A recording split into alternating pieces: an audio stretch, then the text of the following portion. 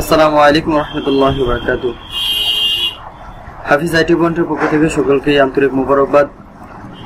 বন্ধুরা, আমরা যখন উইন্ডোজ ইনস্টলেশন করি, তারপর বাস উইন্ডোজ সেটআপ দেই, উইন্ডোজ সেটআপ দেওয়ার পর অটোমেটিক্যালি আমাদের উইন্ডোজ আপডেট নিতে থাকে।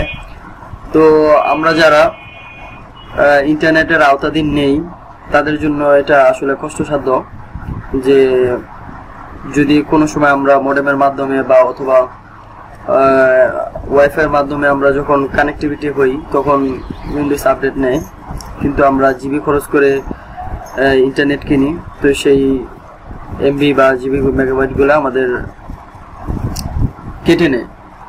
তো আজকে আমি প্রসেসটা দেখাবো যে কিভাবে আপনারা উইন্ডোজ 10 এর অটোমেটিক্যালি যে আপডেট আছে ওই আপডেটটা কিভাবে বন্ধ করা লাগে সেই প্রসেসটা। তো চলুন, আপনারা দিস পিসির আইকনে গিয়ে তারপর রাইট বাটন করে ম্যানেজ অপশনে চলে যাবেন।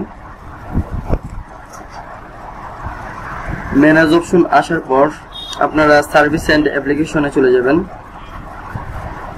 তারপরে সার্ভিসেস একটা অপশন আছে, ওই তারপর আপনারা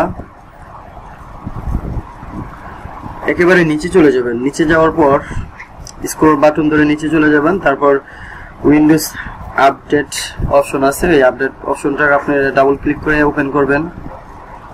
তারপরে এখানে স্টার্ট টাইপ অটোমেটিক্যালি হয়ে আছে, তো এটাকে আমরা অটোমেটিক্যালি স্টপ করে দেব।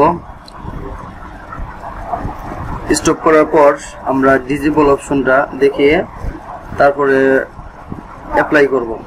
অ্যাপ্লাই করার পর ওকে করলে আমাদের কাজ শেষ হয়ে যাবে। তো বন্ধুরা, এই ছিল আমার ভিডিও।